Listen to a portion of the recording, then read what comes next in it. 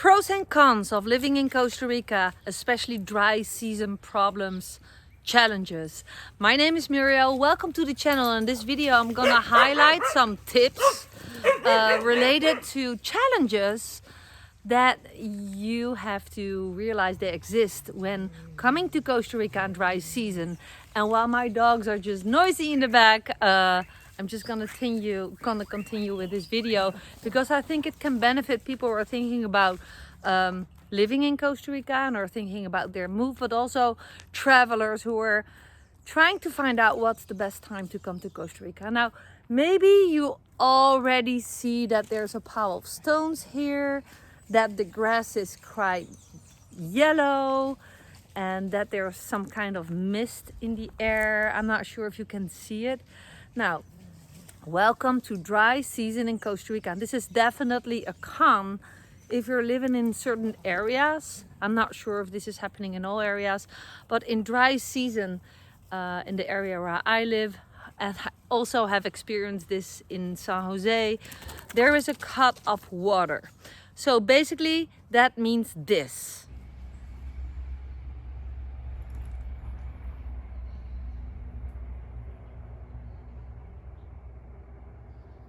Meaning no water coming from your tap. And I do know if you are living somewhere else, this is something that you probably are not used to. But as an expat living in Costa Rica since 2018, I know it's reality. It could be daily reality, and sometimes you don't even know when it happens. Now, what are the disadvantages of not having water? Just think about it. Probably this is new to you. If you're constructing things, maybe it's a house, maybe it's just a plant pot. You cannot make cement. You need water. Your plants are drying up. Sometimes the water supply is cut off more than 24 hours. You cannot do the dishes. You cannot flush your toilet. There's a lot of stuff you cannot do. And that's just a couple of things. You cannot shower. I didn't shower since yesterday night and I feel sticky and dusty. In dry season, we don't have concrete at the road. We water the road. There is no water. That's where the mist, it's dust, you know. So if you have a house, now we do have a house kind of in the back. There's my gate. And I think Dirk is coming home, so I'm gonna walk to a more silent place. But you know, you can basically pull back to the back of the house. There's, for example, a little casita that we have as well. The person staying in there, which is Dirk, or sometimes it's someone else, or friends, or a renter, they don't really feel the dust so much. Oh, oops, but walking on bare feet. But if you do only have a house connected to a dirt road like that, you're dusted every single moment of the day if you cannot water the road, if there's no concrete there. So my point is, are you aware that the pros and cons of living in Costa Rica can really influence your experience in Costa Rica, whether that's a travel to Costa Rica, whether that's a move to Costa Rica.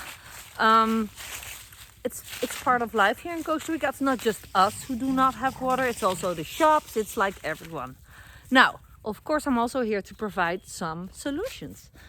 Some solutions are, of course, if you have a well, if you have your own property, you can dig a well, okay? So the well will go in the ground and the groundwater will come up, pumped, and you can have a water tank that gives you the water when the municipality water is cut off because there is not enough water. Oh, that's also an explanation. Why would there not be water, right? Because they're cleaning the pipes. They have problems with the pumps that's pumping around the water to all the houses. It could be anything. It could be just not having enough water. So having your own well is one of the priorities that I advise everyone to create if you have your own piece of property, okay? Having your own well is giving you the backup in these days of being cut off. Now, why don't we have water? Because our well is empty as well, because it's mega dry season. And in dry season, often the wells don't give full year-round water. That has to do with more and more people are moving to Costa Rica.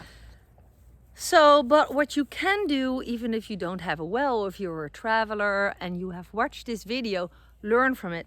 This is what I recommend. And what I forgot to do is to, if you don't have a well and you're just staying in someone's house, be sure you have some buckets, and always be sure that you have some bucket water where you can do the dishes, because you cannot do the dishes either when you don't have water, right? And it's gonna smell, the toilet is gonna smell.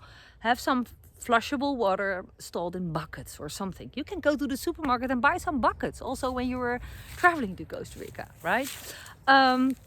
Second, I would be in touch with neighbors. I always have a neighbor connection. If we are out of water, we message each other. Do you also experience this? Sometimes it's an individual problem, right? Not that often with water, but sometimes it is. So you want to check in with your neighbors. Hey, is this normal? Do we all experience this, or is it just me, my property, my house? And thirdly, I would, have your own well, even if it doesn't give water all year round, and at least have your water tank, even if your well is empty, on days there is water, fill your pump, your well tank with the municipality water on days they are providing. So you, especially when you have renters, or when you just cannot be without water for whatever reason, perhaps you have animals, horses, you need water, right? Or plants, or a pool, or whatever. Now I think a pool is less priority, to be honest, but I'm just mentioning it because I know a lot of people have one. You want to have your tank filled up by the municipality water, so your pump water tank is always full. So, for example, that you can do the things that you need to do with water. Dishes, flushing, showering, watering the road, giving your plants and your animals water, etc., etc. And with that, I don't also not just only want to create awareness that there are cons of Costa Rica, and that's the cut off water. There's no water coming from the tap. I'm from the Netherlands. It's unthinkable that there's no water coming from the tap, right? And when I have visitors from the Netherlands, they're like, I never experienced this. This is so weird. Also, I have a very important tip. If you use the tap without it giving water, so for example, you do this and there's no water coming out, put it back down, even if there's no water coming out. A lot of people forget that. So the moment the municipalities activate the water again, it's not wasted.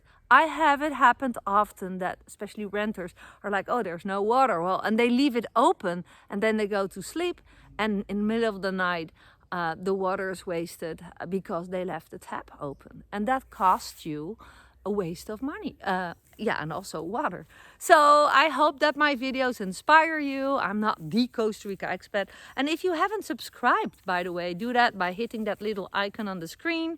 And if you wonder what is she doing to make her living without having a job or a brick and mortar business, how I became a digital nomad and what I'm teaching to my students all over the world already since 2014. Be curious, click the description down below, and I look forward to meeting you one day in Costa Rica. Bye for now.